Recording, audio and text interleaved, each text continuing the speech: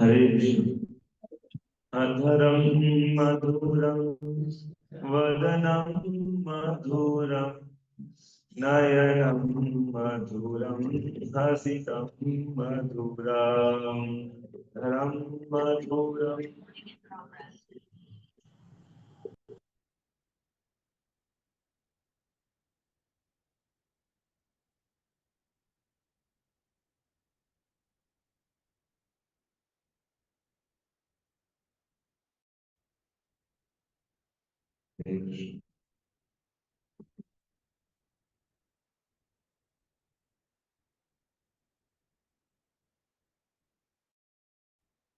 अधरम मधुरम वदनम मधुरम नयनम मधुरम हसितम मधुरम अधरम मधुरम वदनम मधुरम नयनम मधुरम हसितम मधुरम हृदयम मधुरम गमनम मधुरम मधुराधिपते अखिलं मधुरहृदयम्।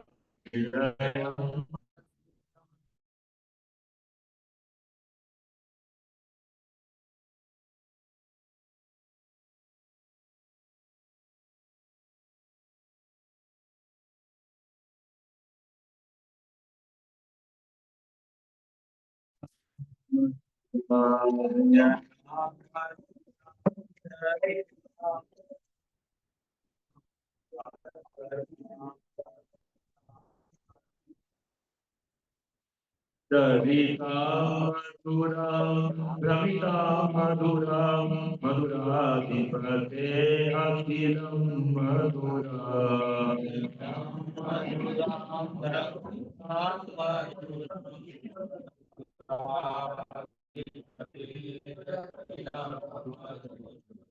रेणु मधुरो रेणु मधुरं पाणि मधुरा पादो मधुरो।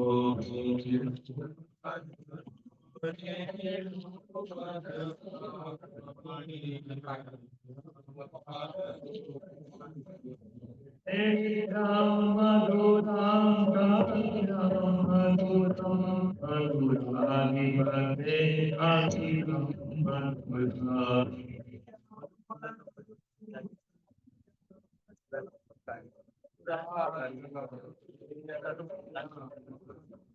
गीतं मधुरं गीतिका मधुरां मधुरां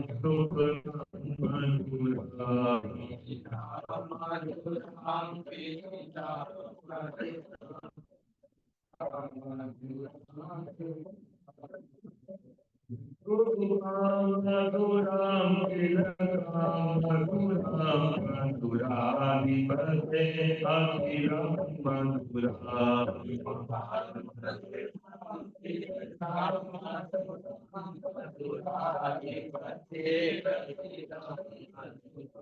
वर्णां मधुरं वर्णां मधुरं वर्णां मधुरं रमणं मधुरा।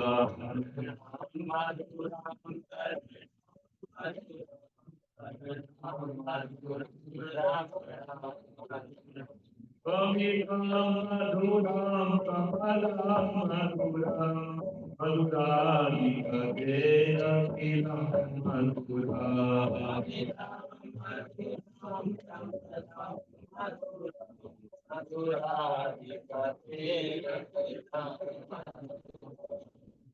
गिरा मधुरा माला मधुरा यमुना मधुरा वीरो मधुरा।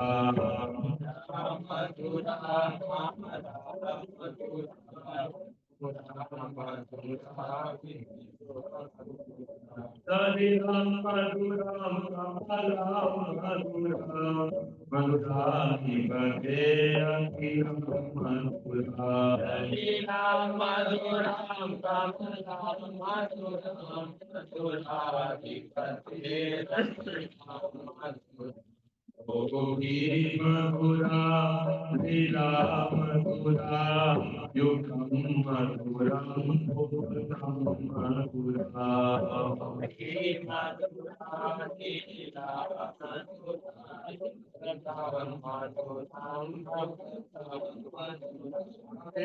Ram Madhuram Devi Ram Madhuram Madhurani Kadera Kiram Madhuram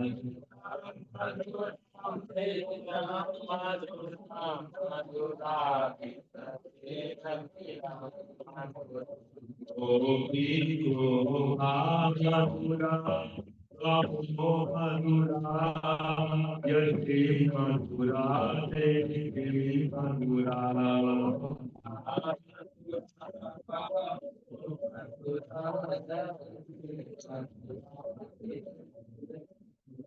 Dalitam Madhuram, Palitam Madhuram, Madhurati Kadea Kiram Madhura.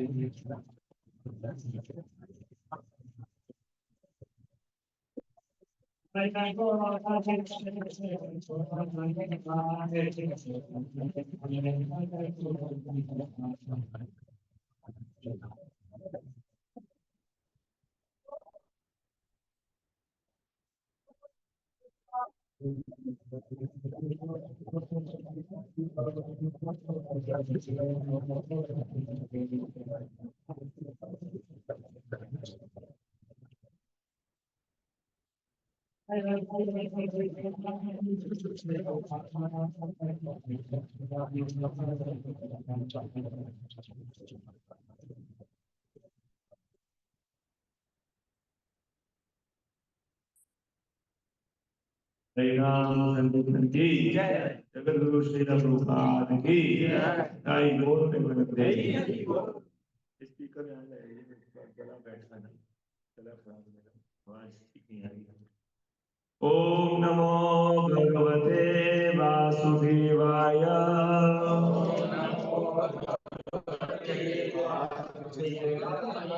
ओम नमो भगवते वासुदेवाय।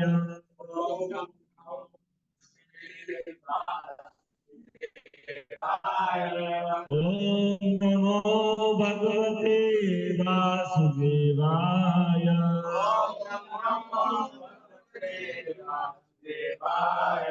नारायणं नमस्कृत्य नरं चैव नरोत्तमं देवीं सरस्वतीं व्यासं ततो जयमुदीरये। नष्टप्रायेषु भद्रेषु नित्यं भागवत सेवया भगवती उत्तम श्लोके भक्तिर्भवती नैष्ठकी। कृष्णाय वासुदेवाय देवकी नंदनाय च नंदगोपकुमाराय गोविंदाय नमो नमः। ग्रंथ श्रीमद् भागवतम स्कंद 4 अध्याय नंबर 25, 28, श्लोक संख्या 21।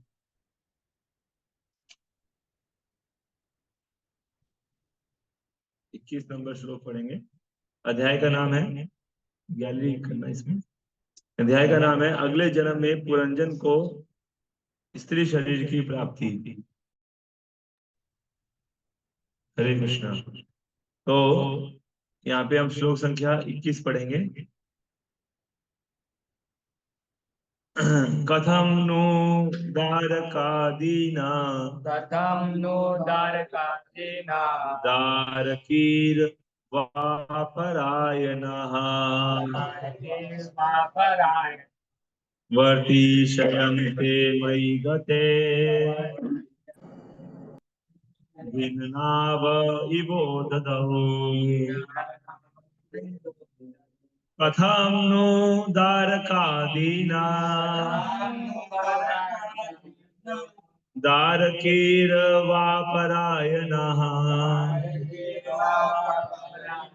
पतिर्ष्यन्ते मयि गते भिन्नाव इवो ददौ। कथं नु दारकादीना दारकीर्वापरायणः वर्तिष्यन्ते मयि गते भिन्नाव इवो ददौ। कथं तु दारकादीना दारकीर्वापरायणः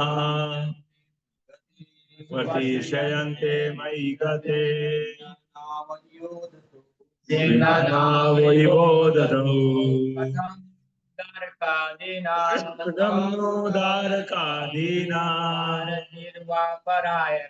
दारकीर्वापरायणः वर्तिष्यन्ते मयि गते भिन्नाव इवो ददौ।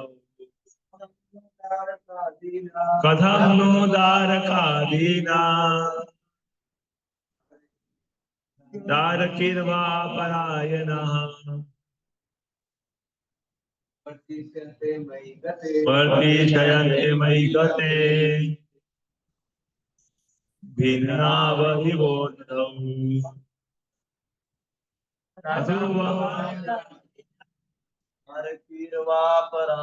द्वारकिर्वा परायणः वर्तिष्यन्ते मयि गते भिन्नावहिवो दधौ कथम नु द्वारकादीना दारकिर्वा परायणः वर्तिष्यन्ते मयि गते भिन्नावहिवो दधौ। और कौन पढ़ना चाहेगा? दारकादीना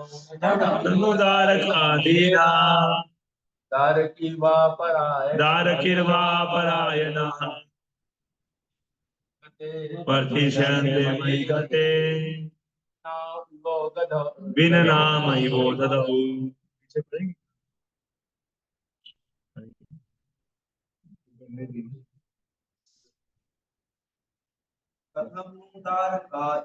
कथम नो दारकादीना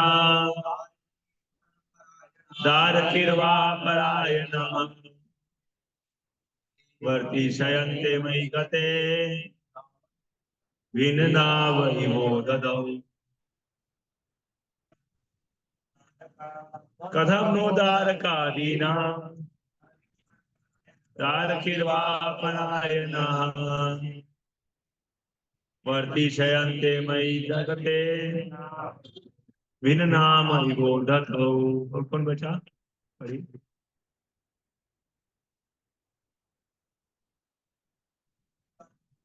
कथम नो दारकादीना दारकिर्वा परायणः वर्तिष्यन्ते मयि गते भिन्नावहिवो दधौ। नेहरू को पढ़ लिए? पढ़ो।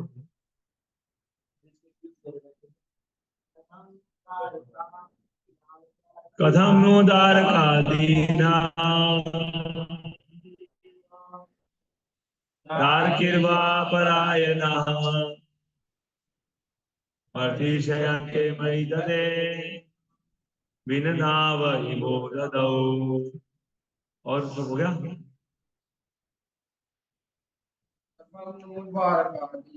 कथम नो दारकादीना दारकिर्वा परायणः वर्तिष्यन्ते मयि गते भिन्नावहिवो दधौ। हो गया? और ऑनलाइन कोई पढ़ना चाहेगा? ऑनलाइन हरे कृष्णा प्रभु जी, धन्यवाद हैंडल प्रणाम। कर सकते हैं। हरे कृष्णा प्रभु जी, धन्यवाद प्रणाम। कथनम नु दारकादीना दारकिर्वा परायणः वर्तिष्यन्ते मयि गते भिन्नाव इतो गतौ। हरे कृष्णा प्रभु जी, धन्यवाद प्रणाम। हरे कृष्णा। तो शब्दार्थ अनुवाद पर डिवाइन गेस्ट ऐसी भक्ति वेदांत स्वामी श्रील प्रभुपाद जी के द्वारा जगत गुरु श्रील प्रभुपाद की कथम कैसे नु वस्तुतः दारकः पुत्र दीनः बेचारे अनाथ दारकी पुत्रियों वा अथवा अपरायणः जिनका कोई आश्रय नहीं है वर्तिष्यन्ते रहेंगे मई जब मैं गते इस संसार से चला जाऊंगा भिन्न विदीन टूटी हुई नावह नाव इव सदृश उदधौ सागर में। अनुवाद। राजा पुरंजन आगे भी चिंता करने लगा, जब मैं इस संसार से चला जाऊंगा तो मेरे ऊपर पूर्णतः आश्रित पुत्र तथा पुत्रियां किस प्रकार अपना जीवन निर्वाह करेंगे। उनकी स्थिति जहाज में चढ़े हुए उन यात्रियों के समान है जिनका जहाज सागर के बीच में ही टूट जाता है। मेरे पीछे दोहराएंगे। राजा पुरंजन आगे भी चिंता करने लगा, जब मैं इस संसार से चला जाऊंगा तो मेरे ऊपर पूर्णतः आश्रित पुत्र तथा पुत्रियां किस प्रकार अपना जीवन निर्वाह करेंगे, उनकी स्थिति जहाज में चढ़े हुए उन यात्रियों के समान है जिनका जहाज सागर के बीच में ही टूट जाता है। ओम ज्ञानतिमिरान्धस्य ज्ञानाञ्जनशलाकया चक्षुरुन्मीलितं येन तस्मै श्रीगुरुवे नमः। श्रीचैतन्यमनोभीष्टं स्थापितं येन भूतले स्वयं रूपं कदा मह्यं ददाति स्वपदान्तिकम्। पञ्चाकल्पतरुभ्यश्च कृपा सिन्धुभ्येव च पतितानां पावनेभ्यो वैष्णवेभ्यो नमो नमः। जय श्री कृष्ण चैतन्य प्रभु नित्यानंद, श्री अद्वैत गदाधर शिवासादि गौर भक्तवृंद। हरे कृष्णा कृष्णा कृष्णा हरे हरे, हरे राम राम राम हरे हरे। नमो विष्णुपादाय कृष्ण पृष्ठाय भूतले श्रीमते भक्ति वेदांत स्वामिने नामिने। नमस्ते सरस्वती देवे गौरवाणी प्रचारिणे, निर्विशेष शून्यवादी पाश्चात्देशकारिणे। मुखं करोति वाचालं पंगुं लंघयते गिरिं, यत्कृपातमहं वन्दे श्रीगुरुं दीनकारणं परमानंद माधवं श्री चैतन्य ईश्वरम्। हरे कृष्णा। तो आप सभी भक्तों का हार्दिक स्वागत है आज की हमारी श्रीमद् भागवतम कक्षा में। हरि बोल। तो ऑनलाइन आवाज ठीक जा रही है सभी को? ऑनलाइन आ रही है आवाज? ओके। तो अभी जो हमने मधुराष्टकम गाया है, मधुराष्टकम इस महीने में हमको गाना चाहिए, कार्तिक का महीना में। इसका मीनिंग हम पढ़ेंगे अभी। उनके होठ मधुर हैं, उनका मुख मधुर है, उनके नेत्र मधुर हैं, उनकी मुस्कान मधुर है, उनका हृदय मधुर है, उनकी चाल मधुर है। मधुरता के सम्राट की सभी वस्तुएं मधुर है। उनके शब्द मधुर है, उनका चरित्र मधुर है, उनकी पोशाक मधुर है, उनके उदर की मोड़ मधुर है, उनकी गतिविधियां मधुर है, उनका भ्रमण करना मधुर है। मधुरता के सम्राट की सभी वस्तुएं मधुर है। उनकी बांसुरी मुरली मधुर है, उनके पांव की रज मधुर है, उनके हाथ मधुर है, उनके पांव मधुर है, उनका नृत्य करना मधुर है, उनकी मित्रता मधुर है। मधुरता के सम्राट की सभी वस्तुएं मधुर है। उनका गायन मधुर है, उनका पीले वस्त्र मधुर है, उनका खाना मधुर है, उनका शयन करना मधुर है, उनका सौंदर्य मधुर है, उनका तिलक मधुर है। मधुरता के सम्राट की सभी वस्तुएं मधुर है। उनका कार्य मधुर है, उनका मुक्ति प्रदान करना मधुर है। उनका चोरी करना मधुर है, उनकी जल क्रीड़ाएं मधुर है, उनका अर्पित करना मधुर है, उनकी निस्तब्धता या शांत रहना मधुर है। मधुरता के सम्राट की सभी वस्तुएं मधुर है। उनका गुंजन बेरी का हार मधुर है, उनकी पुष्प माला मधुर है, उनकी यमुना नदी मधुर है, उनकी लहरें मधुर है, उनका जल मधुर है, उनके कोमल कमल मधुर है। मधुरता के सम्राट की सभी वस्तुएं मधुर हैं। उनकी गोपियां मधुर है, उनकी लीलाएं मधुर है, उनका संयोजन या सम्मिलन मधुर है, उनका भोजन मधुर है, उनकी प्रसन्नता मधुर है, उनकी शिष्टता या शिष्ट व्यवहार मधुर है।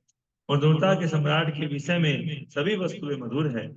उनके गोप मधुर है, उनकी गाय मधुर है, उनके सेवकगण मधुर है, उनकी सृष्टि मधुर है, उनका कुचलना या रोंदना भी मधुर है।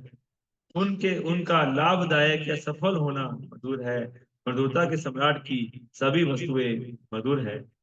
श्री मधुराष्टकम की जय। ये मधुर भगवान श्री कृष्ण की हर वस्तु मधुर है। ये गाना चाहिए इस महीने में, है ना, कार्तिक महीने में। तो अष्टकम गा सकते हैं, राधिका अष्टकम भी है, वो भी कल हम गाएंगे। आज मधुराष्टकम गाया है, ठीक है। तो हरे कृष्णा। तो अभी अगले जन्म में पुरंजन को स्त्री शरीर की प्राप्ति, तो यह अध्याय चल रहा है अभी। इस अध्याय में हमने लास्ट श्लोक में पढ़ा था कि राजा पुरंजन जो है वो सोच रहा है कि उसके मोहग्रस्त होने पर किस तरह उसकी पत्नी उसे अच्छी सलाह देती थी, उसके घर से बाहर चले जाने पर वह कितनी दुखी हो जाती थी। यद्यपि वह अनेक पुत्रों एवं वीरों की माता थी, तो भी राजा को डर था कि वह गृहस्थी का भार कैसे नहीं ढो सकेगी। तो राजा पुरंजन जो है अभी उसको काल कन्या ने अपना शिकार बनाया है, यानी कि बुढ़ापे ने, है ना। और अब वो मरने को तैयार, मरने की कगार पे है ना। तो जब कोई जीव मरने की कगार पे होता है तो उसके अंदर क्या क्या विचार आते हैं, किस प्रकार की उसकी मानसिकता होती है, वो उसका वर्णन किया जा रहा है। नारद मुनि जो है राजा प्राचीन परिषद को बता रहे हैं। तो राजा पुरंजन जो है चिंता कर रहे हैं कि जब मैं इस संसार से चला जाऊंगा तो मेरे ऊपर पूर्णतः आश्रित पुत्र और पुत्रियां किस प्रकार अपना जीवन निर्वाह करेंगे। उनकी स्थिति जहाज में चढ़े हुए उन यात्रियों के समान है जिनका जहाज सागर के बीच में ही टूट जाता है। मतलब कि जहाज की तुलना किससे कर रहा है पुरंजन? अपने आप से कर रहा है ना। कि मेरे जहाज में चढ़े हुए थे और बीच में मैं चला जाऊंगा तो टूट जाएंगे और दोबारा पानी में जो है बह जाएंगे, कैसे अपना जीवन निर्वाह कर पाएंगे मेरे बिना। तो इस तरह से जो है राजा पुरंजन जो सोच रहा है।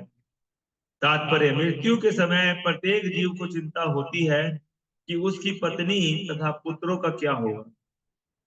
इसी प्रकार एक राजनीतिज्ञ भी सोचता है कि उसके मरने पर देश अथवा उसके राजनीतिक दल का क्या होगा।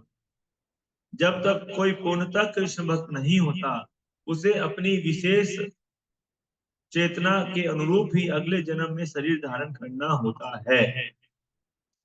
यानी कि जब तक कोई पूर्णतः भगवान कृष्ण का भक्त नहीं होता है, तब तक उसकी चेतना अगर घर में लगी हुई है या फिर देश में लगी हुई है, समाज में लगी हुई है, तो उसको उसी प्रकार का शरीर धारण करना पड़ता है। क्योंकि पुरंजन केवल अपनी पत्नी तथा बच्चों के विषय में सोचता है और अपनी पत्नी के विचार में अधिक मग्न रहता है ना। इसलिए उसे अगले जन्म में स्त्री का शरीर धारण करना होगा। इसी प्रकार कोई राजनीतिज्ञ या राष्ट्र प्रेमी जो जन्म से ही किसी भूभाग से विशेष रूप से आसक्त रहता है, वह अपना राजनीतिक जीवन समाप्त करने के बाद अगले जन्म में उसी देश में पुनः जन्म लेगा। तो किसी देश में आसक्ति है जिसकी, तो उसी देश में उसका जन्म हो जाएगा, है ना, शरीर त्यागने के बाद। अपने जीवन काल में मनुष्य जो कार्य करता है, ये जरूरी नहीं है कि वो मनुष्य के रूप में जन्म लेगा, किसी भी रूप में हो सकता है, लेकिन उसी देश में हो जाएगा। उसके अपने जीवन काल में मनुष्य जो कार्य करता है उससे भी अगला जन्म प्रभावित होगा। मतलब हम क्या कार्य कर रहे हैं, इससे भी अगला जन्म प्रभावित होता है ना। कभी कभी राजनेता अपनी खुद की इंद्रिय तृप्ति के लिए अनेक पापमय कृत्य करते हैं। विपक्षी दल के किसी व्यक्ति की हत्या करा देना किसी राजनेता के लिए कोई बड़ी बात नहीं है ना। विपक्षी दल के किसी व्यक्ति की हत्या करा देते हैं, है ना।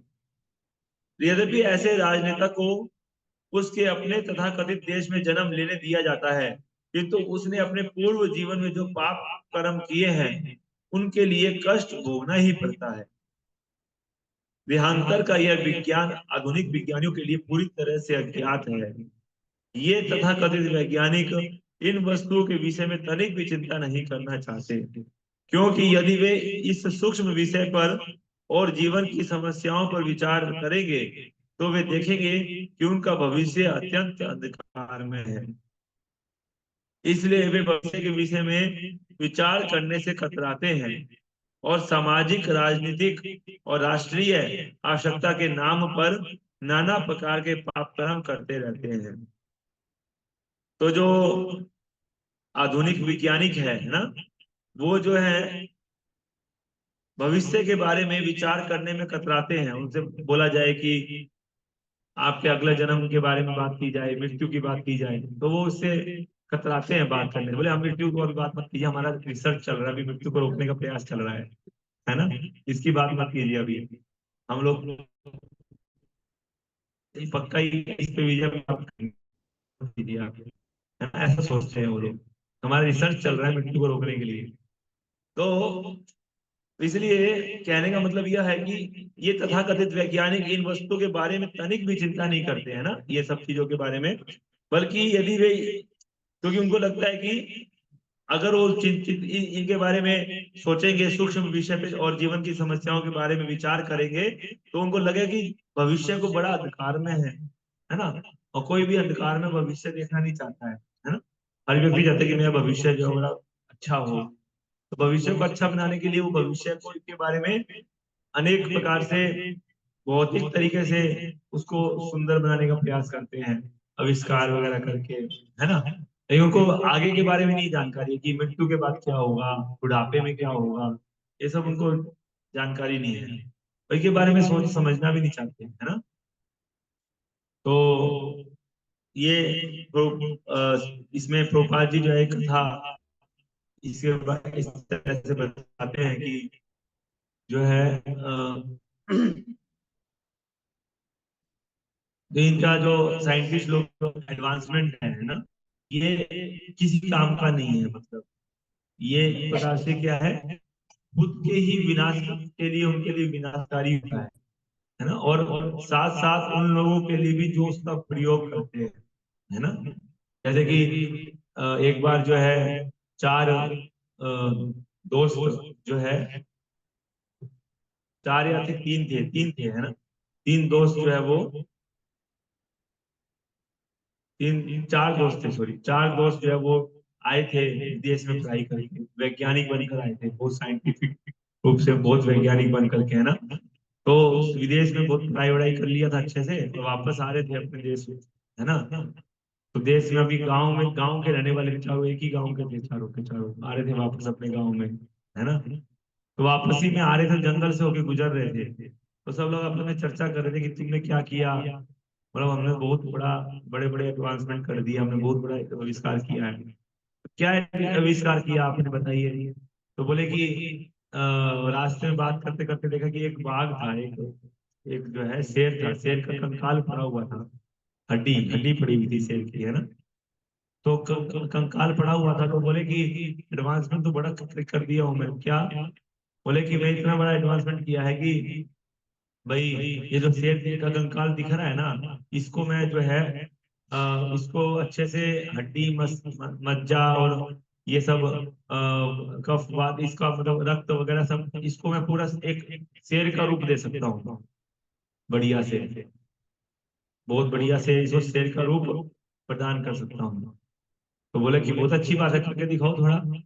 तो उसने जो है बढ़िया से उसको, शेर को सारी चीज उसकी वापस ला करके, उसको आंख नाक कान सब उसका बना बुनू के अच्छे से उसको जो है एक शेर का शरीर प्रदान कर दिया। तो बड़ा अच्छा हो गया भाई, तुमने तो जबरदस्त एडवांसमेंट कर लिया, शेर का शरीर बना दिया। और तुमने क्या एडवांसमेंट किया है, तेरी क्या, तुमने कुछ नहीं किया है, जैसे ज्यादा मैं करके दिखा सकता हूँ। बोले क्या कर करके दिखा सकता है तू। बोला मैं इस शेर को जगा सकता हूँ। बोला शेर, तू शेर को जगा देगा। बोला हाँ जगा सकता हूँ मैं, इतना शक्ति, मैंने इतना एडवांसमेंट किया, इतना रिसर्च किया आपने। तो तीसरा वाला बोला, बोलता अरे रुक जा 2 मिनट, मैंने भी कुछ रिसर्च किया है, कुछ सीखा है मैंने 4 साल में, अपना मतलब 5-6 साल का रिसर्च में सीखा है। बोले क्या सीखा तूने, बता। बोला मैंने पेड़ पे चढ़ना सीखा है। अरे जाए यार, बेकार कहीं का, तो नाम खराब कर दिया हमारे गाँव का, है इतना 6 साल पढ़ाई करके तुमने केवल पेड़ पे चढ़ना सीखा है, और काम नहीं है तेरे को, कोई आया कि तेरे कुछ किया नहीं। बोला नहीं नहीं, मैंने कुछ नहीं सीखा, तो पेड़ पे चढ़ना सीखा। तूने नाम खराब कर दिया हमारे हमारे गांव का, है ना, देश का नाम खराब कर दिया है। कुछ तो करता अच्छे से। बोला मैं चढ़ जाता हूँ, उसके बाद बात करेंगे, बाकी बात बाद में करेंगे। पर चढ़ गया पेड़ के ऊपर। बोला करके दिखाओ तुम्हारा एडवांसमेंट क्या है। तो वो फिर उसने क्या किया, शेर को जगा दिया। और शेर को जगा दिया तो उसके बाद क्या हुआ, तो आप सभी जानते ही हैं, वो दोनों खा गया शेर। तो कहने का मतलब यह है कि साइंटिस्ट लोग, वैज्ञानिक लोग इस प्रकार का एडवांसमेंट करते हैं, है ना, कि अपने ही पैर पे अपनी कुल्हाड़ी मार लेते हैं। अपने एडवांसमेंट में ही वो खुद को ही भी जला रहे हैं, खुद को भी नष्ट कर रहे हैं, और जो उसको यूज करते हैं, प्रयोग करते हैं, उनको भी नष्ट कर रहे हैं। तो कहने का यह है कि वो एडवांसमेंट अगर भगवान की सेवा में लगे तब तो उसका कुछ उपयोग है, अदरवाइज वो विनाशकारी है ना। तो इस तरह से हमें समझना चाहिए। तो ये वैज्ञानिक लोग जो है, वो आंख मूंद के जो है केवल बैठे हुए हैं। जैसे कि एक बिल्ली जो है वो शेर को देख के अपनी आंख बंद करके बैठ जाती है ना। बिल्ली शेर को देखती है सामने और आंख मूंद के क्या करती है, बैठ जाती है। क्यों बैठ जाती है? क्योंकि डर लगता है उसको कि अरे शेर है तो क्या खा जाएगा मेरे को, है ना। तो आंख बंद कर लेगी तो शेर है ही नहीं अब का है, दिख ही नहीं रहा है अब तो, है ना। और थोड़ी देर के बाद जो शेर क्या करता है, उसको अपने मुंह में डाल लेता है। खत्म कहानी बिल्ली की, है ना। तो कहने का मतलब ये है कि बिल्ली बिल्ली को ये पता नहीं है कि बिल्ली की जो दौड़ने की शक्ति है वो शेर से भी ज्यादा है। चाहे तो दौड़ सकती है और अपने आप को बचा सकती है, लेकिन क्योंकि वो शेर के सामने डर के आंख बंद कर लेती है, इसी कारण वो शेर का शिकार बन जाती है। उसी तरह से मनुष्य जीवन में मनुष्य जो है वो बुढ़ापा बीमारी के देखकर सामने घबरा जाता है और आंख बंद करके बैठ जाता है कि नहीं नहीं, ये कोई इससे क्या है, ये सब इसकी बात मत करो, है ना। अच्छी बात करो, आप थोड़ा मौज मस्ती की थोड़ा बात करो, थोड़ा एंजॉयमेंट की बात करो, कैसे अच्छा से एंजॉयमेंट करें अभी, है ना। ये सब बीमारी बुढ़ापा इन सब की बात मत करो, मृत्यु की बात मत करो। अब बात नहीं करेंगे तो खत्म हो जाएगी क्या, तो आना ही है एक ना एक दिन, है ना। तो कहने का मतलब यह है कि वो वेट करते हैं कि जब उसको अपने मुंह में डाल ले एक शेर, और उसके लिए प्रयास नहीं करती कि पहले से बचने का प्रयास किया जाए, है ना। जैसे यहाँ बता रहे राजा पुरंजन जो है वो उसने दिन जीवन भर यही चिंतन करता रहता था कि कैसे मेरी पत्नी और बच्चों के विषय में, है ना, और भगवान के विषय में चिंतन नहीं किया उसने। ये देख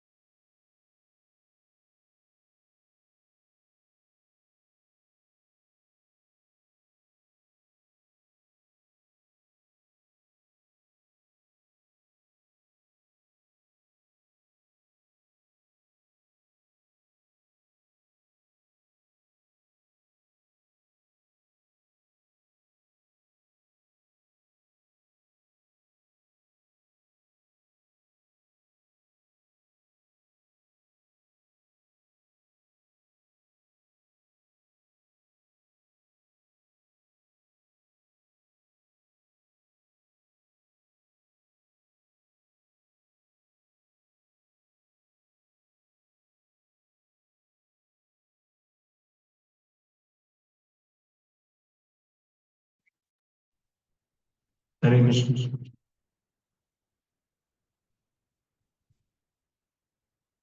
तो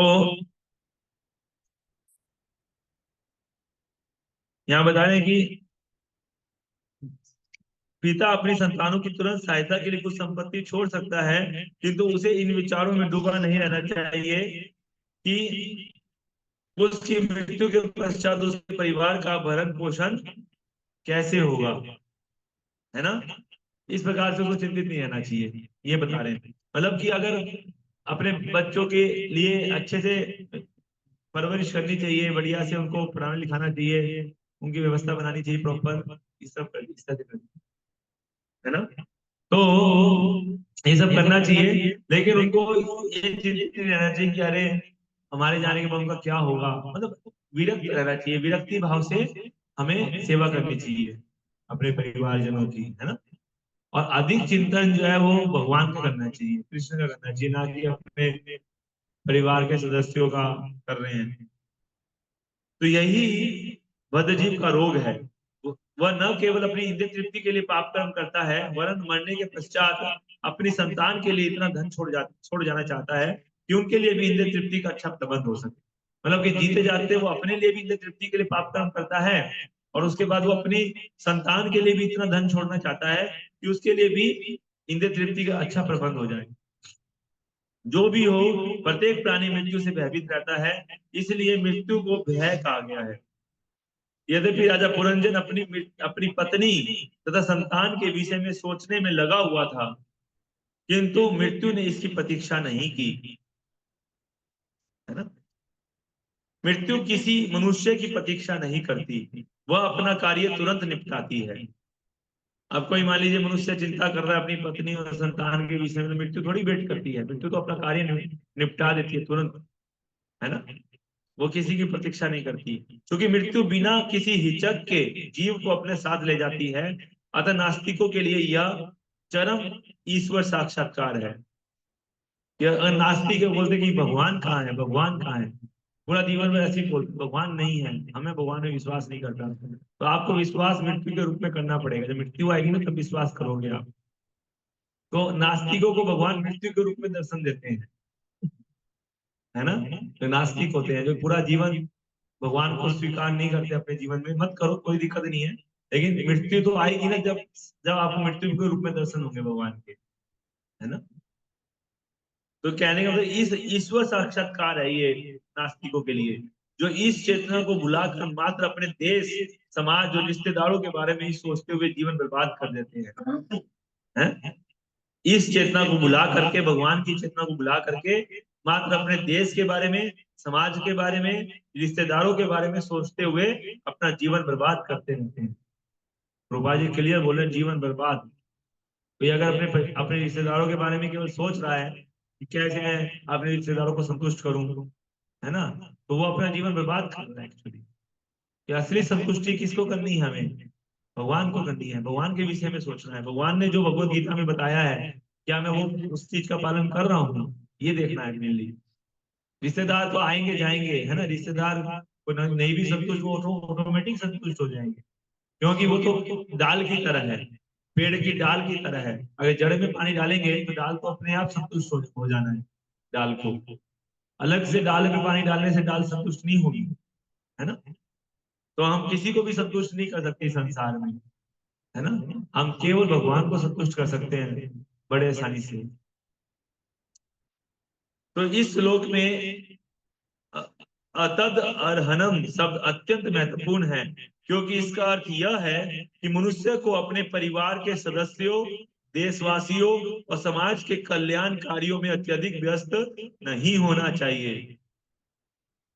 देखिए भागवत की शिक्षा क्या है कि मनुष्य को अपने परिवार के सदस्यों, देशवासियों और समाज के कल्याण कार्यों में अत्यधिक व्यस्त नहीं होना चाहिए।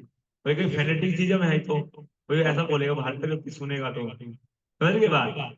इसलिए श्रीमद् भागवतम प्रभुपाद जी ने किसके लिए दिया, भक्तों के लिए दिया। भक्तों के पहले दिमाग खुलना चाहिए, बाहर के लोगों के लिए नहीं है ये। बाहर के लोग तो इसको पढ़ के भाग जाएंगे, समझ के बात। कहने का मतलब यह है कि देशवासियों, समाज के कल्याण कार्यों में नहीं लगना है हमको, समाज के कल्याण कार्यों में ना, समाज के कल्याण कार्य करना है, लेकिन कैसे करना है, प्रचार करके करना है। ऐसे ही दो उधर समाज के कल्याण कार्य जो जैसे संसारिक लोग करते हैं, अनाथालय खुलवा के, वृद्धाश्रम खुलवा के, हॉस्पिटल खुलवा के, कंबल बांट के, हैं, इस तरह से नहीं करना है। कल्याण कार्य कैसे करना है, उनको इस चेतना को जगाना है ना, उनको अंदर, उनको भगवत गीता का शिक्षा देना है, उनको ज्ञान देना है, उनको प्रसाद देना है भगवान का, हरिनाम करवाना है उनसे, उनको हरिनाम सुनाना है। ये तरीका है उनका कल्याण करने का। यानी कि हम उनको भौतिक तरीके से उनका कल्याण कर सकते हैं, ऐसा नहीं है।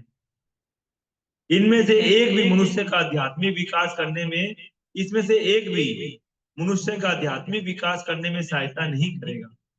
अगर कोई व्यक्ति कल्याण कार्य में लगा हुआ है, देश की सेवा करने में लगा हुआ है, समाज की सेवा करने में लगा हुआ है और परिवार की सेवा करने में लगा हुआ है, उसका कभी भी आध्यात्मिक विकास नहीं होगा, आध्यात्मिक विकास करने में सहायता नहीं करेगा। बोलेंगे परिवार की सेवा ना करें फिर, अगर आध्यात्मिक विकास नहीं होगा तो परिवार की सेवा करना चाहिए। कैसे करना चाहिए? ये मान के करना चाहिए कि परिवार मेरा नहीं है, इसका है, भगवान का है, कृष्ण का है। ये जो पत्नी है, ये बच्चे हैं, ये माता पिता है, ये कृष्ण के अंश है। ममई वांसो जीव लोक के जीव भूत सनातन, भगवान के अंश है ये। तो इनकी सेवा मेरे को भगवान के अंश समझ के करनी है, ना कि अपना समझ के करनी है कि मेरे है। मैं मेरा समझ के नहीं करनी, बल्कि भगवान के अंश समझ के करनी है। और इनको भगवान की भक्ति से जोड़ना है ना। सबसे बड़ी सेवा क्या है? कि अपने परिवार को भगवान की भक्ति से जोड़ो, सबसे बड़ी सेवा है। और किसी परिवार में एक पुत्र भगवान की भक्ति करे, पूरे परिवार 21 पीढ़ियों को तर जाती है भगवान के धाम, भक्ति प्राप्त हो जाती है उनको। तो ये सबसे बड़ी सेवा है, भक्ति करे परिवार का कोई एक सदस्य पूर्ण रूप से समर्पित होकर भगवान की, है ना। हर परिवार में ऐसा होना चाहिए। तो ये सबसे बड़ी, हर एक परिवार से जो है एक ब्रह्मचारी निकलना चाहिए भगवान की सेवा के लिए। प्रहलाद महाराज के समान। प्रहलाद महाराज तो गृहस्थ है, कहने का मतलब है गृहस्थ या ब्रह्मचारी पूर्ण समर्पित होना चाहिए भगवान की सेवा के निमित्त। हर परिवार में एक एक है ना। तो कहने का मतलब है इससे क्या होगा, पूरे परिवार का कल्याण होता है इससे, है ना। तो ये सबसे बड़ी सेवा है, कहने का अर्थ ये इसमें, है ना। दुर्भाग्यवश आज के समाज में तथा कथित शिक्षित व्यक्तियों को आध्यात्मिक उन्नति के विषय में कोई ज्ञान नहीं है।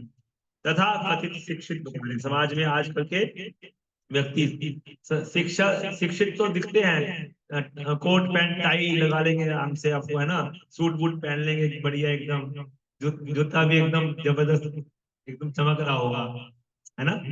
देखने में लगेगा भैया बहुत जबरदस्त व्यक्ति जो है एकदम शिक्षित है, प्रशिक्षित है। बात भी एकदम ऐसे करेंगे जैसे आपको लगेगा कि बहुत एटीट्यूड है बात करने में भी, है ना। लेकिन वो गधा है एक्चुअली, एक नंबर वो गधा है एक्चुअली। क्यों? क्यों? उसको कोई ज्ञान नहीं है, नॉलेज नहीं है उसको, है ना।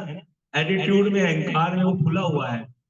मैं बहुत बड़ा व्यक्ति हूँ, मैंने आईआईटी से पढ़ाई कर लिया, मैंने आईआईएम से पढ़ लिया, है ना, मैंने बहुत बड़ा नौकरी है, मेरा 60 लाख का पैकेज है? बड़ा बड़ा अहंकार हो जाता है ना, है। जन्म ऐश्वर्य सुत शिविर एद माधव मदव कुमार।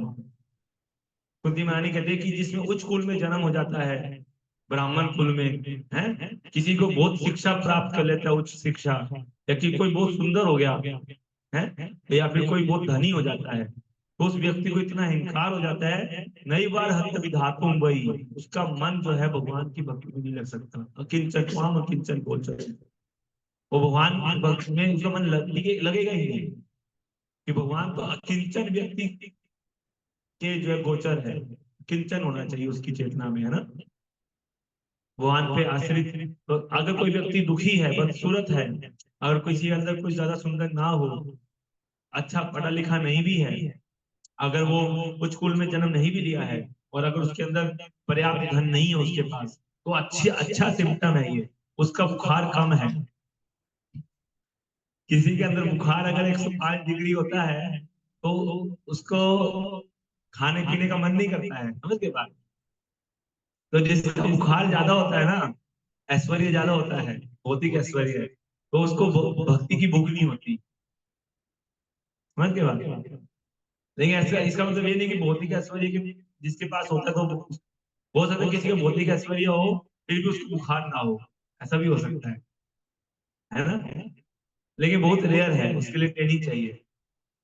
लेकिन अगर जनरली क्या होता है, बुखार बढ़ ही जाता है, अगर ऐश्वर्य बढ़ता है तो उतनी डिग्री में बुखार भी बढ़ जाता है, फिर उसको भूख नहीं लगती, स्पिरिचुअल प्यास नहीं होती उसको, आध्यात्मिक भूख नहीं लगती उसको, है ना। या किसी के पास नहीं है तो अच्छा है, कम से कम वो भगवान का भक्त बन सकता है आसानी से, है ना। कम पढ़ा लिखा है तो ज्यादा अच्छा है, कम से कम भगवान की अच्छी भक्ति करेगा, है ना। बहुत ज्यादा उसके अंदर कॉम्प्लिकेटेड नहीं होगा, कॉम्प्लिकेशन नहीं आएगी उसके अंदर, है ना। लेकिन हाँ, हमको इंटेलेक्चुअल्स को भी प्रचार करना है, ये जो काफी इंटेलेक्चुअल है उनको भी हमें भगवान का भक्त बनाना है, क्योंकि वो भगवान की और अच्छी सेवा भी कर सकते हैं, इंटेलेक्चुअल लोग, है ना। तो ये भी जरूरी है। तो इसलिए प्रभुपाद जी जो है इंटेलेक्चुअल्स को पकड़ते थे, बड़े बड़े इंटेलेक्चुअल्स में यूनिवर्सिटी में जाके प्रभुपाद जी सेमिनार देते थे, है ना। लोगों को जोड़ने का प्रयास करते थे, क्योंकि इंटेलेक्चुअल लोग जो ज्यादा पढ़ा लिखा होता है वो ज्यादा नुकसान भी कर सकता है समाज का, है ना।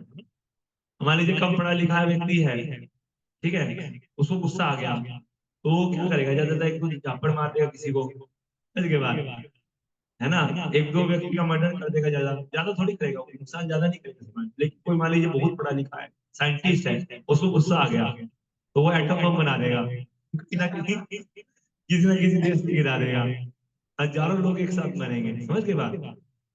तो पढ़ा लिखा व्यक्ति कोई कोई लीडर है ना, उस व्यक्ति को भक्त बनाना ज्यादा जरूरी है, कि अगर वो भक्त नहीं बना तो ज्यादा नुकसान करेगा समाज का, समझ गए बात। इस दृष्टि से प्रभुपाद जी जो है बड़े बड़े राजनीतिज्ञों के पास जाते थे, लीडर्स के पास जाते थे, है ना, और उनको भक्त बनाने का प्रयास करते थे। एक बड़ा व्यक्ति अगर भक्त बनता है तो उससे हजारों भक्त अपने आप बन जाएंगे। यद्यत आचति श्रेष्ठ तत्त देव तरो जन्म, है ना। तो कहने का मतलब है कि बड़े लोगों को प्रचार भी करना जरूरी है, जो पढ़े लिखे होते हैं या बहुत ज्यादा जिनकी पोस्ट पोजीशन अधिक होती है समाज में, नेता होते हैं, ऐसे लोगों को प्रचार भी बहुत जरूरी है करना, क्योंकि वो उनके जुड़ने से बाकी लोग अपने आप जुड़ते हैं, सामान्य लोग अपने आप जुड़ते हैं, है ना। तो इस तरह से समझना है। यहाँ बता रहे हैं कि मनुष्य का वास्तविक कर्तव्य यह है कि वह मृत्यु पर विजय पाना सीखे। भगवान श्री कृष्ण श्रीमद् भगवद गीता में मृत्यु को जीतने की विधि बताई है। जन्म कर्म च मे दिव्यम एवं यो वेति तत्वतः त्यक्त्वा देहं पुनर्जन्म नयति मामेति सो अर्जुन। हे अर्जुन, जो मेरे प्राकट्य तथा कर्मों की दिव्य प्रकृति को जानता है, वह शरीर त्यागने के बाद इस भौतिक जगत में पुनः जन्म नहीं लेता, वरन मेरे धाम को, शाश्वत धाम को प्राप्त होता है ना। तो भगवान को जानना भर है, केवल अगर हम जन्म मृत्यु के चक्कर से बचना चाहते हैं तो बस जानना है भगवान को, है ना। जो पूर्ण रूप से कृष्ण भावना भावित है, वह इस शरीर को त्यागने के बाद दूसरा भौतिक शरीर धारण नहीं करता, वरन श्री भगवान के धाम वापस जाता है। प्रत्येक व्यक्ति को यह पूर्णता प्राप्त करने का प्रयास करना चाहिए। दुर्भाग्यवश ऐसा करने की बजाय लोग समाज, मित्रता, प्यार और संबंधियों के विचार में मग्न रहते हैं, है ना। दुर्भाग्यशाली लोग क्या करते हैं, समाज में, मित्रता में, प्यार में और सामाजिक संबंधियों के विचार में जो है मग्न रहते हैं, एब्जॉर्ब रहते हैं उन्हीं में, है ना।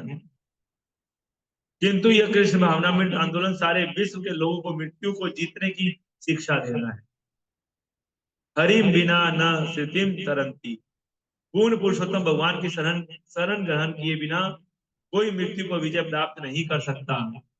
भगवान की शरण कैसे ग्रहण करनी चाहिए, केवल और केवल कृष्ण भावनामृत आंदोलन में ही सिखाया जा रहा है, कैसे भगवान की शरण लेनी चाहिए, है ना। तो जब तक ये नहीं करेंगे, जब तक हमें लाभ नहीं हो, हमें जो है जीवन मृत्यु पर विजय प्राप्त नहीं कर सकते। जब यवन गण राजा पुरंजन को पशु की भांति बांधकर उसे अपने स्थान से ले जाने लगे तो राजा के अनुचर अत्यंत शोकाकुल हो उठे। उन्हें भी विलाप करते हुए राजा के साथ साथ जाना पड़ा। तात्पर्य, जब यमराज और उसके दूत जीव को न्याय के स्थल पर ले जाते हैं तो प्राण, इच्छाएं आदि भी जीव के अनुचर के रूप में उसके साथ जाती है। तो उसके जो अनुचर क्या है, इच्छाएं और प्राण, वो जीव के साथ साथ में जाते हैं, है ना। इसकी पुष्टि वेदों में हुई है। जब जीव यमराज द्वारा बंदी बनाकर ले जाया जाता है तब क्रमांतम, तो प्राण भी उसके साथ चला जाता है। प्राणो अनुत्क्रामिति। और जब प्राण निकल जाता है तो सारी इंद्रियां भी साथ चली जाती है। और जब जीवात्मा और प्राण निकल जाते हैं तो पंच तत्व पृथ्वी, जल, अग्नि, वायु, आकाश से उत्पन्न पदार्थ का पिंड पीछे छूटा रह जाता है। तो ये पिंड जो है पृथ्वी, जल, अग्नि, वायु, आकाश का, ये पीछे पीछे छूट जाता है। और जो प्राण है और जो इंद्रियां हैं वो सब साथ में चली जाती है जीवात्मा के। जब यमराज जो है, यमदूत सब उसको निकालते हैं, ठीक है, शरीर में से निकालने के लिए या तो यमदूत आएंगे कि विष्णु दूत आएंगे, है ना, कोई तो आएगा ही दोनों, है ना। तो भक्तों के यहाँ तो विष्णु दूत आते हैं, है ना। लेकिन जो बाकी संसारिक लोगों के यहाँ यमदूत आते हैं। तो अगर हम भक्ति नहीं करेंगे तो हमारे यहाँ भी यमदूत आएंगे। तो इसलिए हमको क्या करना चाहिए, भक्ति करना चाहिए, ताकि हमारे यहाँ विष्णु दूत आए। तो विष्णु दूत जो है प्रेम से निकालते हैं, और यमदूत जो है वो घिसा पिटी करते हैं बहुत ज्यादा, है ना। तीन यमदूत आते हैं, बताते हैं। एक मनसा वाचा कर्मणा है। एक यमदूत को जो है वो ऐसे घूर घूर के देखता है, भयानक, उसका दृश्य इतना भयानक होता है कि मलमूत्र निकल जाता है जीव का उसी में देखने में। वो देखता है केवल मन से जो पाप किए रहते हैं ना उसके लिए। एक यमदूत जो है भयंकर भयंकर गाली देता है, वाचा जो वाणी से जो पाप किया रहता है वो भयंकर गाली देता है उसको, दूसरा एक यमदूत। और एक यमदूत पिटाई करता है उसकी, जो कर्म से पाप किया है वो उसको पीटता है। एक देखता है घूर घूर के भयंकर, एक गाली गलौज करता है भयंकर, है ना, और डांट फटकार करता है, और एक पीटता है जबरदस्त तरीके से। ऐसे तीन यमदूत जो मनसा वाचा कर्मणा जो पाप करते हैं उनके लिए तीन यमदूत भगवान ने यमदूत भेजे जाते हैं यमराज जी के द्वारा, है ना। तो इस जीव को इस तरीके से वो घसीटते हैं, जैसा जामिल के सामने भी तीन आए थे, है ना। तो इस तरह से हर एक के सामने तीन ही आते हैं। तो कहने का मतलब ये है कि उसके बाद फिर विष्णु को चार आते हैं, लेकिन, है ना। विष्णुदूत आए थे तो कौन, कितने लोग आए थे, चार आए थे अजामिल के सामने, है ना। तो कहने का मतलब यह है कि विष्णुदूत जो है वो क्या करते हैं, जीव को आराम से शरीर से जो है बड़े ही सॉफ्टली जो है उसको, उसके लिए विमान लेकर आते हैं, बल्कि उसको विमान में चढ़ाते हैं प्रेम से, माला पहनाते हैं उसको, जीव को, है ना। और उसको फिर वैकुंठ में ले जाते हैं ऐसे बिठा के विमान में। हमको उसके लिए हमें इस जीवन में तैयारी करनी पड़ेगी, है ना। अगर कि विष्णु दूत आए हमारे मृत्यु के समय, है ना, तो उसके लिए हमें क्या करना पड़ेगा, तैयारी, है ना। तो ये चीज है। तो तब जीवात्मा न्यायालय में पहुंचता है जहां यमराज तय करते हैं कि उसे दूसरा कैसा शरीर मिलेगा। आधुनिक वैज्ञानिक इस विधि से अपरिचित है।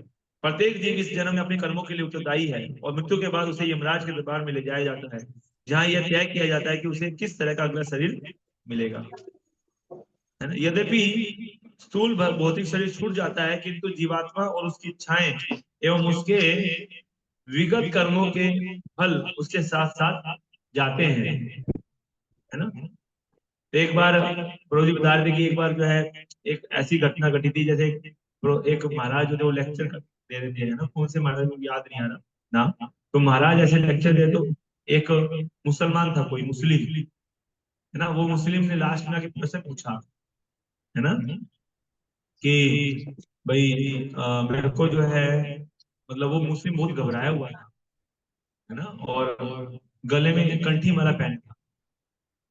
और वो जाके जो प्रश्न पूछा महाराज से कि माला मैं भी करना चाहता हूँ, मैं भी भक्ति करना चाहता हूँ, मुझे बताइए कैसे भक्ति करनी है ना, किस तरह से करनी है। तो महाराज बोले कि कौन को नाम पूछा, तो पता चला मुस्लिम है। बोले तुम्हारा क्या रियलाइजेशन, तुम कैसे, तुम इतने सीरियस हो गए भक्ति करने के लिए, क्या रियलाइजेशन तुम्हारा, बताओ थोड़ा। तो बोला कि मैं जो है एक्चुअल में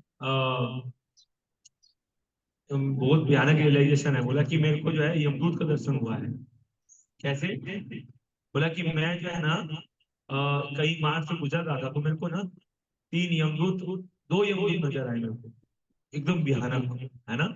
ये रियल स्टोरी बता रहा हूँ, रियल इंस्टेंट प्रभु जी बता रहे थे कि दो यमदूत नजर आए, बहुत भयानक थे। तो बोले कि वो यमदूत को मैं देखा, तो मैं पूछा कि आप कौन है। बोला कि मैं यहाँ यमदूत है। बोले आप यहाँ किस लिए आ रहे हैं। बोले कि हम यहाँ पे इसलिए आए हैं कि इसी रास्ते से जो है ना एक जो है व्यक्ति आएगा अभी बैलगाड़ी पे बैठ के, है, उसको ले जाने आए हैं यमराज के पास। बोले तुमको जो है देखना है ना, तो तुम यहाँ खड़े रहो, अभी तुम देखो, हम लेकर जाएंगे अभी उसको, आएगा थोड़ी देर में यहीं पर। तो वो व्यक्ति जो पेड़ के पीछे छुप गया, मुसलमान व्यक्ति जो है ना, वो देखने लगा कि ये सच बात है कि नहीं, क्या होता देखते हैं, है ना। तो वो दो यमदूत वेट कर रहे थे, और वहां से एक रेलगाड़ी पे एक आदमी आया बैठ करके, है ना। उसका भयानक एक्सीडेंट हुआ, पर वो भयानक एक्सीडेंट नहीं हुआ, वो जो बैल बैल वो उसको जोत रहा था बैलगाड़ी को, तो उस बैल में एक यमदूत घुस गया, उस बैल में घुस गया एक यमदूत, और बैल जो है बुखला गया एक तरह से, है ना, और एकदम जो है उसने पूरी की पूरी बैलगाड़ी को एकदम वो कर दिया, पलट दिया पूरा। और वो जो व्यक्ति था जो उस पर बैठा था ना, उसको भयानक चोट आया, मतलब, है ना, भयानक चोट आया, और ऐसे बेहोश हो गया वो। और उसका दूसरा यमदूत निकल के आया फिर उसको पकड़ने के लिए, उस व्यक्ति को, है ना। तो उसको जैसे ही वो व्यक्ति को ऐसे स्पर्श कर रहा था तो उसको करंट लग रहा था, ऐसे करंट लग रहा था, ऐसे स्पर्श कर रहा था तो फिर उसने सोचा कि दोबारा से एक दो बार और ट्राई किया, ऐसे करंट लगा उसको, वो दोनों दोनों घबरा के भागने लगे दोनों यमदूत। उसमें से बैल वाला भी निकल गया, उसमें से बैल में से वो भागने लगे दोनों। तो पूछने लगा वो मुसलमान उससे, भाई कहाँ भाग रहे हो तुम तो बोले थे इसको लेके जाओगे, कहाँ भाग रहे हो? बोला अब नहीं ले जा सकते। क्यों नहीं ले जा सकते? क्योंकि वो जो व्यक्ति जिसके हाथ, जो व्यक्ति ऐसे बेहोश हो गया था, एक्चुअली वहीं पर जहाँ बेहोश हुआ वहां पे तुलसी का पौधा रखा हुआ, और उसका हाथ जो है वो तुलसी के पौधे को स्पर्श करेगा। इस कारण से वो यमदूत जो है वो उसको स्पर्श नहीं कर पा रहे थे। ये बात जो है उसने जब यमदूत ने बताई उसको, उस व्यक्ति को, उस व्यक्ति के होश उड़ गया, है ना। उस दिन से वो व्यक्ति ने खुद गले में तुलसी माला पहन लिया, बोला कि अब तो तुलसी माला जरूर पहनेंगे। उसके बाद कहने का मतलब यह है कि तुलसी का स्पर्श सोचिए कितना पवित्र होता है, कि जो भक्त गले में तुलसी धारण करता है, यमदूत जो है उसको स्पर्श नहीं कर सकते, बता रहे हैं। यमदूत स्पर्श नहीं कर सकते, दूर से प्रणाम करके भाग जाते हैं यमदूत, है ना। तो ये रियलाइजेशन उस व्यक्ति ने शेयर किया। तो कहने का यह है कि यमदूत जो है वो, उससे अगर बचने का उपाय है, लेकिन ये तुलसी माला पहनने का तो ये नहीं है कि कोई भी तुलसी माला पहन सकता है, उसके लिए नियम होता है, हमको नियम फॉलो करना पड़ता है ना, तो फिर पहनना चाहिए। तो कहने का अर्थ यह है कि तुलसी का स्पर्श इतना पवित्र पावन होता है ना। तुलसी माता को प्रणाम किया जाए, उसको स्पर्श किया जाए, उसकी प्रदक्षिणा की जाए, तुलसी महारानी की, है, इससे असीम लाभ की प्राप्ति होती है ना। कोई लाभ जो है जिसकी कोई गणना नहीं है, इसलिए बोलते हैं माधव प्रिया तुलसी जो है, माधव भक्ति जननी है, भक्ति प्रदान करने वाली है ना। चैतन्य ये जो माधव प्रिय तुलसी महारानी है, तुलसी महारानी की खूब हमको जो है उनके प्रति हमारे मन में खूब श्रद्धा होनी चाहिए, है ना। तो कहने का मतलब है कि ये एक प्रकार का वरदान है कि तुलसी महारानी आध्यात्मिक जगत के में उनका स्थान है। ये बहुत ही जगत में तुलसी महारानी आई है, ये बहुत बड़ी कृपा है हमारे ऊपर, है ना। हमें उस तुलसी महारानी को खूब, हमें उनका डेली उनको स्पर्श करना चाहिए, तुलसी महारानी, है ना, और उनका आशीर्वाद लेना चाहिए, उनको प्रणाम करना चाहिए उनको। उनकी कृपा से हम भगवत धाम जा सकते हैं बड़े आसानी से। तुलसी महारानी वृंदा देवी जो है वो वृंदा देवी बोला जाता है, वृंदावन की महारानी है वो। उनकी मर्जी के बगैर कोई वृंदावन में कदम नहीं रख सकता। राधा रानी से भी, राधा रानी और वृंदा देवी दोनों, वृंदा देवी जो है वो साक्षात तुलसी महारानी, वो उसकी महारानी है। वृंदा देवी का मंदिर भी है काम में वन में, हम लोग दर्शन करने के सौभाग्य मिला था, एक ही बार गया हूँ बस, दर्शन हुआ था लास्ट ईयर। जो भक्त लोग गए होंगे वो देखे होंगे, दर्शन किए होंगे, है ना। काम में वन में उनका बहुत सुंदर विग्रह है वृंदा देवी का। तो इस प्रकार से यहाँ बताते हैं कि वह व्यक्ति मूर्ख ही है जो नगर के निवासियों की परवाह किए बिना, सॉरी कहाँ पे थे,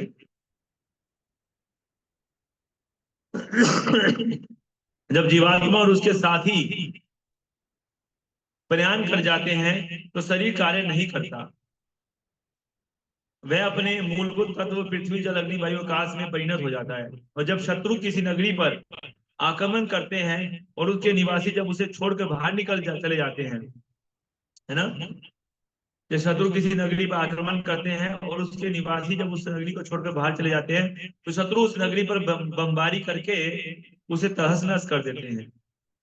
जब हम कहते हैं कि तुम धूल हो और धूल में ही मिल जाओगे, तो हमारा प्रयोजन सही सही होता है। हम क्या है, धूल है, धूल में मिल जाएंगे। जब नगर पर शत्रु का आक्रमण होता है और उस पर बमबारी हो जाती है, तो नागरिक सामान्यतः उसे छोड़कर चले जाते हैं और उस नगर का अस्तित्व मिट जाता है।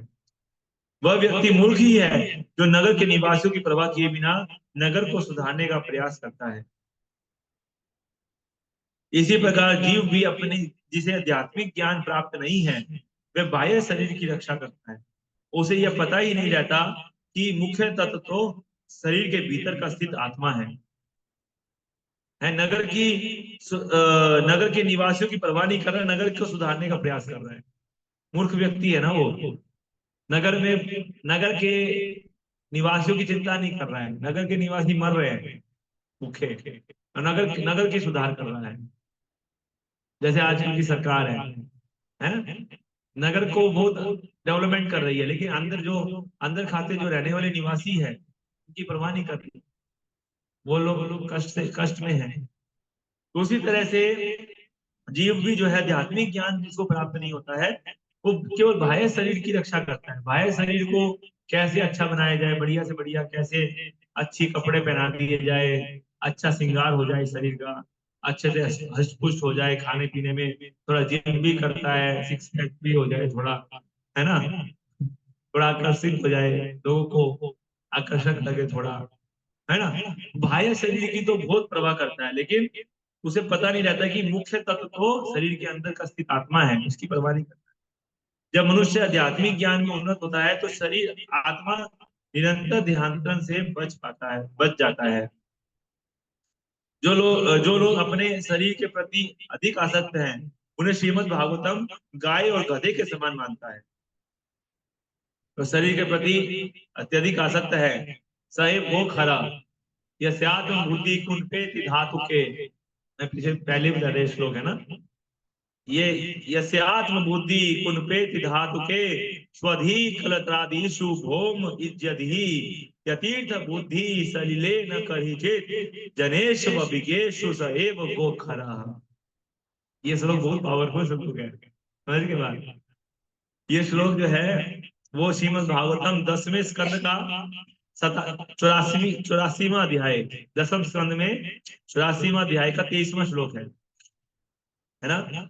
क्या मतलब है कि जो तीन तत्वों से बने इस शरीर को आत्मा मानता है ना, कफ वात पित्त से बना हुआ जो शरीर है इसको आत्मा मानता है। जो शरीर की गौण उपज को अपना परिजन मानता है,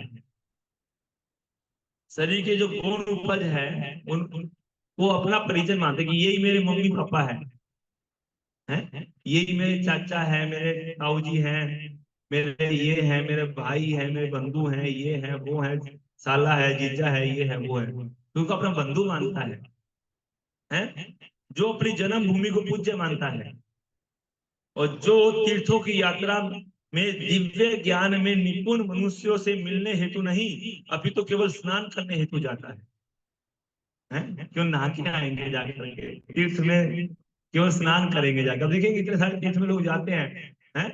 आप देखिए वो कौन सा मेला लगता है, कुंभ मेला, हजारों लाखों लोग स्नान करने पहुंच जाते हैं। कथा में कोई बैठने की रुचि नहीं होती, किसी संत से मिलकर कथा में बैठ के श्रवण करे, उसमें रुचि नहीं रहती है ना। जनरली लोग वृंदावन भी जाते हैं तो थोड़ा शॉपिंग करेंगे, स्नान करेंगे, कथा कौन करता है, कथा में श्रवण कौन करता है, किसकी रुचि है कथा में बैठने की। तो उन सबको गधा या गाय समझना चाहिए, सब गधे हैं जो धाम की यात्रा केवल केवल शॉपिंग करने के लिए और दर्शन करने के लिए और इधर उधर स्नान वान करने के लिए जाते हैं, बस कथा में जिनकी रुचि नहीं रहती बैठने की, श्रवण करने की, है ना, संतों से मिलकर के कुछ चर्चा करने की रुचि जिनमें नहीं रहती है, वो गधे हैं। गधा और गाय बनाए गए शास्त्रों में, है ना। ये जो तीन तत्वों से बने शरीर को खुद मानते कि मैं ये शरीर हूँ, मैं ही शरीर की गौण उपज को अपना परिजन मानता है। अरे परिजन नहीं है, असली परिजन तो कृष्ण है, कृष्ण माता, कृष्ण पिता, कृष्ण धन प्राण है, भगवान कृष्ण सब कुछ है, असली परिजन वो है हमारे, हैं भगवान सब कुछ है। लेकिन बाकी परिजन हैं, लेकिन वो परिजन भगवान के अंश हैं। इस रूप में हमको देखना चाहिए और इस रूप में हमें उनकी पूजा करनी चाहिए, उनकी सेवा करनी चाहिए, है ना। तो इस तरह से गाय अत्यंत अबोध पशु है और गधा बाहर ढोने वाला जानवर है। तो गोखरा क्यों बोला गया है, गाय जो अबोध पशु है और गधा जो है बहुत बाहर ढोने वाला जानवर है। जो देहात बुद्धि के कारण श्रम करता रहता है वह गधे के तुल्य है और अपने स्वार्थ को नहीं पहचानता है ना। देहात बुद्धि के कारण जो श्रम करता है, मेहनत करता है, उसको गधे के इसलिए इसलिए गधे से तुलना किया गया भागवत में, है ना। तो अपने स्वार्थ को वो नहीं पहचानता है। कृष्ण भक्ति से विहीन मानव सभ्यता केवल निम्न पशुओं की सभ्यता है ना। निम्न पशु की सभ्यता है। हो सकता है कि ऐसी सभ्यता शव का अध्ययन करे, मृत शरीर का अध्ययन करे और या मस्तिष्क या हृदय पर विचार करे, किंतु शरीर का कोई भी भाग तब तक महत्वपूर्ण नहीं है जब तक उसमें आत्मा आत्मा विद्यमान न हो। कितना भी सुंदर मस्तिष्क हो, कितना भी इंटेलिजेंट हो, आत्मा निकल गया तो इंटेलिजेंट शरीर का क्या करेंगे, बुद्धि का क्या करेंगे, मस्तिष्क का क्या करेंगे, है ना। तो गाय और गधों की आधुनिक सभ्यता में वैज्ञानिक जन मृत पुरुष के मस्तिष्क या हृदय की उपयोगिता की खोज करते हैं, है ना। कि कैसे जो मरा हुआ व्यक्ति है उसका मस्तिष्क को थोड़ा एक्सपेरिमेंट करते हैं, उसके ऊपर उसका दिमाग निकाल लेंगे मरे हुए व्यक्ति का, उस पर शोध करेंगे, हैं, या उसकी हृदय निकाल के उस पर शोध करेंगे। तो ये गधे और गायों के जो आधुनिक समाज है उसके वैज्ञानिक ऐसा करते हैं। कहने का मतलब यह है कि असली शोध आत्मा के ऊपर होना चाहिए। आत्मा के ऊपर शोध कोई नहीं कर रहा है, ये आत्मा क्या है, इसके ऊपर शरीर के ऊपर शोध चल रहा है। शरीर कैसे स्वस्थ रखा जाए वो बढ़िया जरूरी है, शरीर भी स्वस्थ रखना, इसमें कोई दो राय नहीं है। लेकिन आजकल की जो आधुनिक सभ्यता में बल्कि शरीर पे और ज्यादा रोग बढ़ गया है। जितना ज्यादा आविष्कार हो रहा है, वैज्ञानिक आविष्कार करो, उतना ज्यादा रोग भी बढ़ता जा रहा है ना। पहले के समय में लोग इतना बीमार नहीं पड़ते थे, लोग जो है वो सब तंदुरुस्त रहते थे, खाना पान जो है वो एकदम अच्छा था, नेचुरल था। अभी सब आर्टिफिशियल बना दिया है ना। सब जो है केमिकल फर्टिलाइजर यूज कर करके हर चीज को आर्टिफिशियल कर दिया है और उसकी बीमारी बढ़ गई है और बीमारी का इलाज ढूंढ रहे हैं। पहले पहले ये इसको बोलते हैं कि पहले प्रॉब्लम क्रिएट किया, प्रॉब्लम को सोल्यूशन कर रहे हैं, फिर उसका उससे एक नई प्रॉब्लम क्रिएट करेंगे, फिर उसका सोल्यूशन करेंगे, हैं? इस तरह का चीज चल रहा है, तो क्या फायदा, है ना। तो हमें इससे सावधान रहना चाहिए।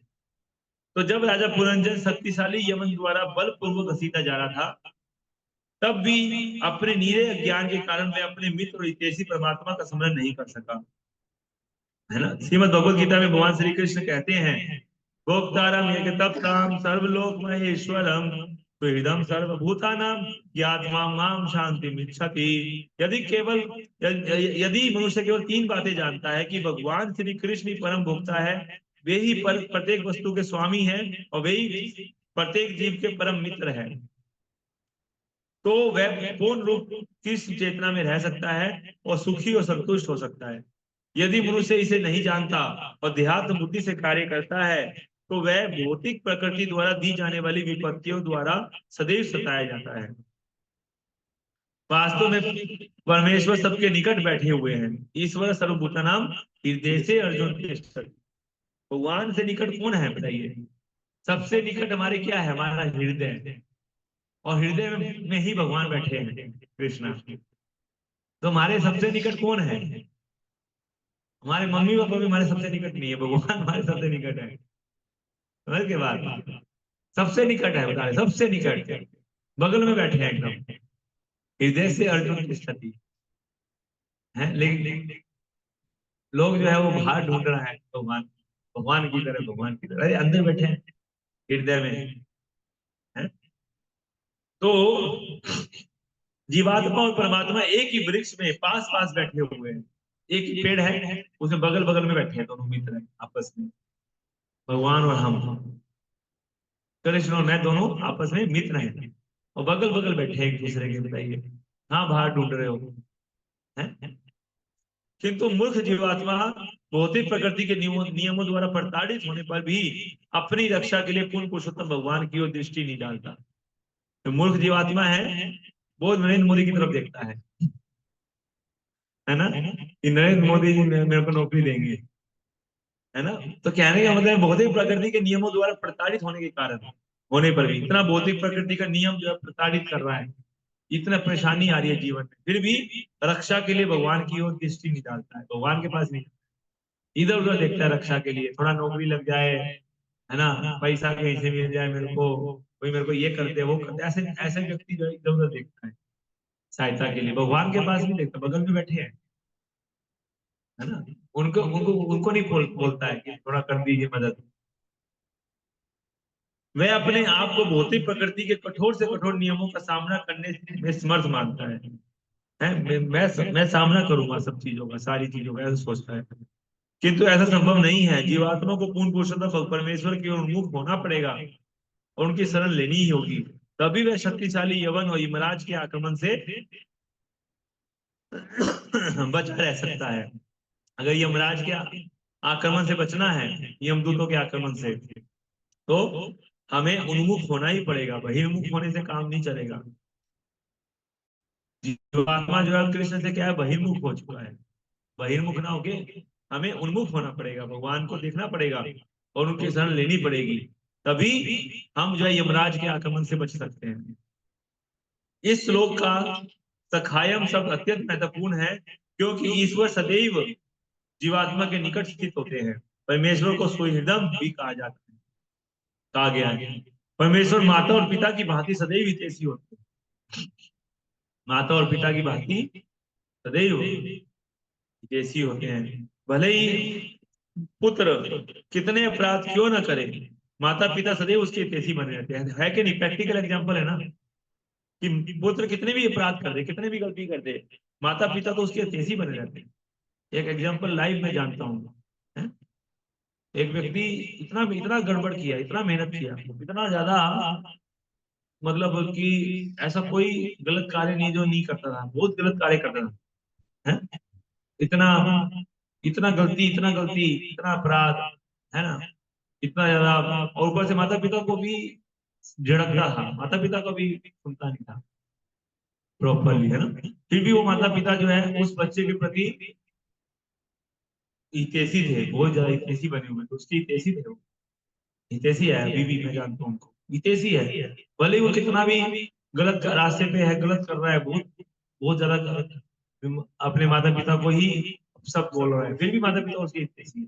तो जो लाइव एग्जाम्पल हम इस भौतिक संसार में देख सकते हैं कि इस संसार में भी माता पिता जो है वो अपने बच्चे की हितैषी रहते हैं हमेशा, कितना भी गलती कर ले, है ना।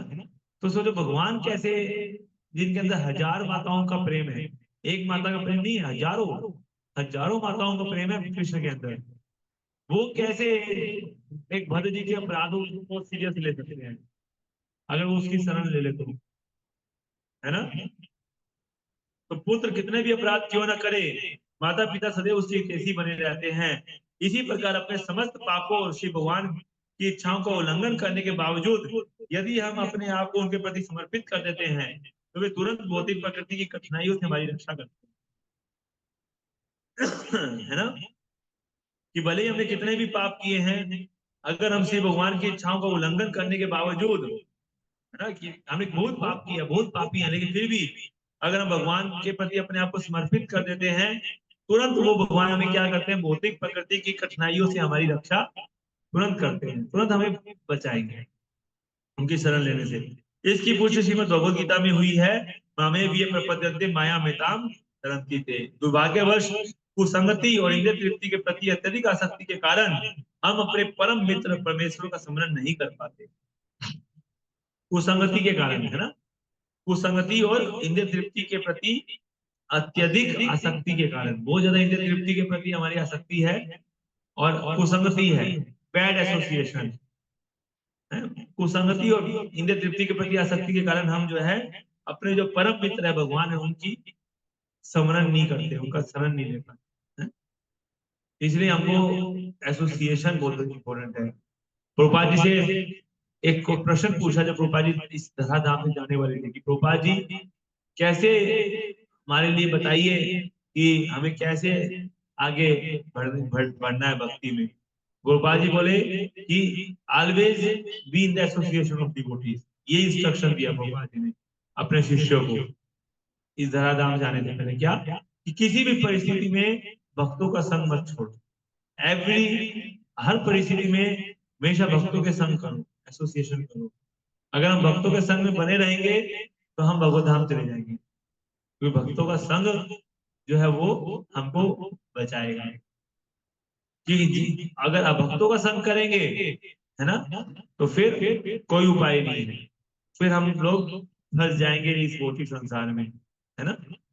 इस असत संग त्याग, असत असत संग त्याग यही वैष्णव आचार। वैष्णव का सबसे बड़ा आचरण क्या होता है कि वो असत संग करने से बचता है। कोई असत संग नहीं करता वो किसी का, है ना। भौतिकतावादी लोगों के संग में उसको मजा नहीं आता, आनंद नहीं लेता उसके संग में, है ना। उसको संग लेने का मतलब वो वहां पे अपना संग देने जाता है, उनका संग लेता नहीं है, उनके संग में एंजॉय नहीं करता, मजा नहीं करता उसके संग में रह के कि मेरे को बहुत मजा आ रहा है भौतिकतावादी लोगों के संग में। ऐसा नहीं है, वो उसको अपना संग देता है, अपनी कृष्ण चेतना को देता है उनको, उनकी भौतिक चेतना को स्वीकार नहीं करता है। वही वैष्णव है वास्तव में, ये वैष्णव का सबसे बड़ा आचरण है।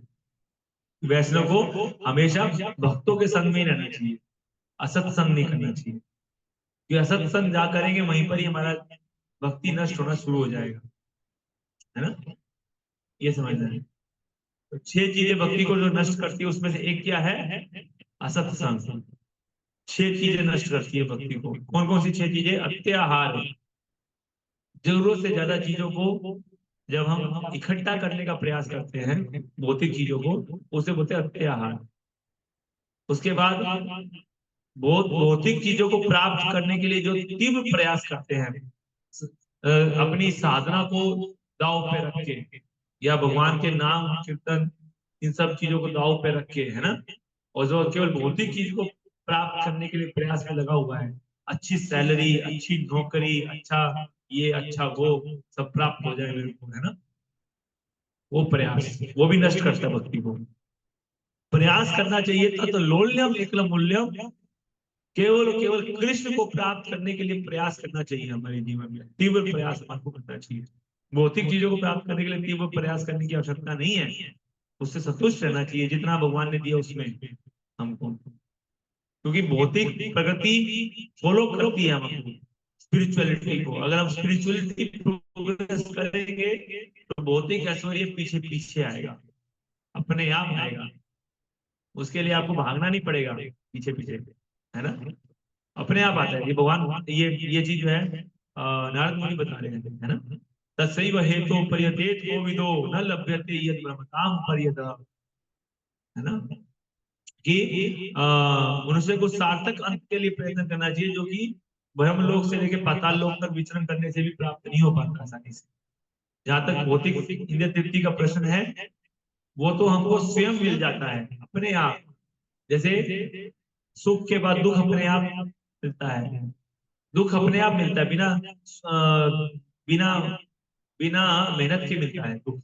दुख के लिए मेहनत नहीं करनी पड़ती, सुख भी अपने आप मिलेगा। जितना भौतिक सुख चाहिए वो अपने आप आएगा, ज्यादा आएगा अगर भक्त बन जाएंगे तो, बता रहा हूँ।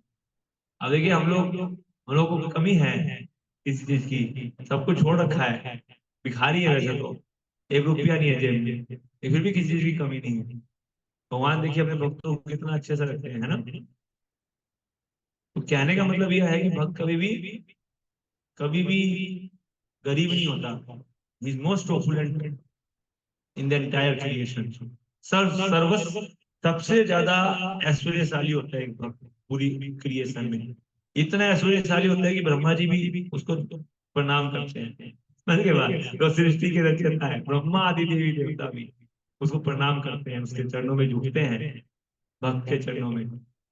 शुद्ध भक्त होना चाहिए लेकिन, समझ के बाद कंडीशन अप्लाइड है। तो कहने का मतलब ये है कि सारे भक्तों के चरणों में नहीं घुसे झुकेंगे, शुद्ध भक्त होना चाहिए, उसको शुद्ध भक्त होना जरूरी है। तो कहने का ये मतलब है कि तो तुरंत भौतिक प्रकृति की कठिनाइयों से वे हमारी रक्षा करते हैं। तो कुसंगति और अत्याहार, प्रयास, प्रजल्प प्रजल्प करना, भौतिक विषयों में चर्चा करना, है ना, कि मेरे को ये मिल जाए वो मिल जाए, है ना। राजनीति की चर्चा चल रही है, क्रिकेट की चल रही है, मूवीज की चल रही है, पता नहीं क्या क्या चर्चा चल रही है, लेकिन भगवान की चर्चा नहीं करते, प्रजल्प होता है ना, प्रजल्प नियम आग्रह। नियमों को भी फॉलो करते हैं तो केवल खाना पूर्ति करने के लिए 16 माला खींच के बस खींच तान के बस फटाफट फटाफट हो गया, बस खत्म। टांग तो घुटने पे माला टांग दिया, अब कल देखेंगे सीधा। ऐसा खाना पूर्ति करना मतलब नियमों के लिए, है ना। प्रणाम भी कर रहे तो ऐसे बस, है ना, कोई लगता ही नहीं कि प्रणाम भी किया है। समझ के बाद कहने का मतलब खाना पूर्ति करना, आध्यात्मिक भक्ति ये में आगे बढ़ने के लिए ना करना नियमों का पालन, उसको नियम आग्रह बोलते हैं, या फिर नियम को पालन ही ना करना, रिजेक्ट कर देना नियमों को, है ना। तो उसे भी बोलते हैं भक्ति नष्ट करने का, ये भी होता है ना। और नियम असत्संग हो गया, और लोल्यम, है ना। लोल्यम मतलब भौतिक चीजों को प्राप्त करने की तीव्र लालसा, उत्कंठा, ये भी भक्ति को नष्ट करते है ना। तो ये सब सारी सारी चीजें हैं, 6 चीजें जो नष्ट करती है भक्ति। रूप गोस्वामी बता रहे हैं उपदेशामृत में, सभी भक्तों को पढ़ना चाहिए उपदेशामृत, है ना। तो उसके पहले 4 श्लोक, पहले 5 श्लोक सबसे इंपोर्टेंट है, पहले 5 भी, पहले 6, पहले 6 श्लोक तो जरूर पढ़ना चाहिए 11 में से, है ना। तो ये चीज है, यहीं पे हम विराम करेंगे। किसी भी भक्त का कोई प्रश्न है तो पूछ सकते हैं, किसी भी क्वेश्चन है। तो आपने शब्द बताया था गोचर, गोचरन मतलब गोचर का मतलब है कि त्वाम अकिंचन गोचरम, भगवान जो है अकिंचन व्यक्ति, अकिंचन जो भक्त होते हैं उनको ही प्राप्त होते हैं, मतलब उनको ही दिखते हैं, उनको ही अनुभव किए, उनके द्वारा ही अनुभव किए, तो किंचन जिनकी चेतना होती है ना। त्वाम अकिंचन गोचरम, गोचरम मतलब यही है कि गोचरम का एग्जैक्ट मीनिंग तो हम उसमें देख लेंगे, मतलब जो श्लोक का जो प्रोपात वर्ड बाय वर्ड मीनिंग कर रहे हैं ना, आप मोबाइल में देख सकते हैं, निकालिए एक बार प्रभु हरिवन वन, पहले अध्याय के 8, पहले स्कंद का 8वां अध्याय, और उसका लगभग लगभग जो है 48 के आसपास श्लोक है, निकालिए एक बार। 1.8.48 के आसपास कौन सा श्लोक है वो पढ़िए एक बार, उसी के आसपास मिलेगा ये किंचन गोचरम वाला।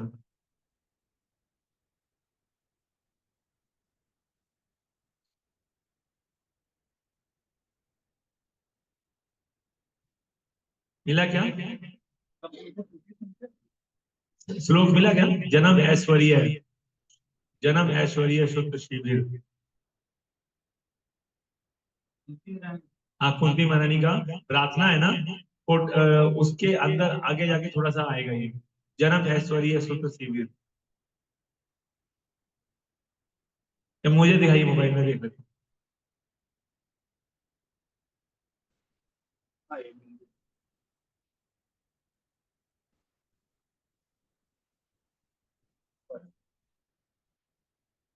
हाँ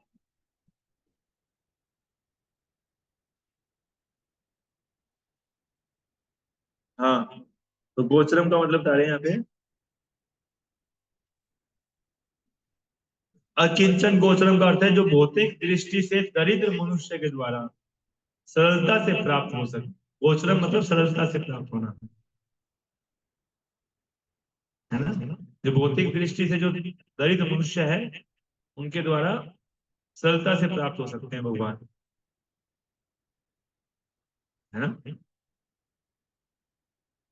तो जितना ज्यादा भौतिक दृष्टि से दरिद्र है उतना जल्दी भगवान उसको सरलता से प्राप्त हो सकते हैं ना। गोचरम का मतलब ये होता है। और किसी को कोई प्रश्न है? ठीक है, तो ग्रंथ श्रीमद् भागवतम महापुराण की जगत गुरु श्रील प्रभुपाद की दाई गौर प्रेमानंदे, हरि हरि बोल, हरे कृष्ण। डिस्कशन कर सकते हैं, कुछ पॉइंट बताइए, उसके बाद बंद कर।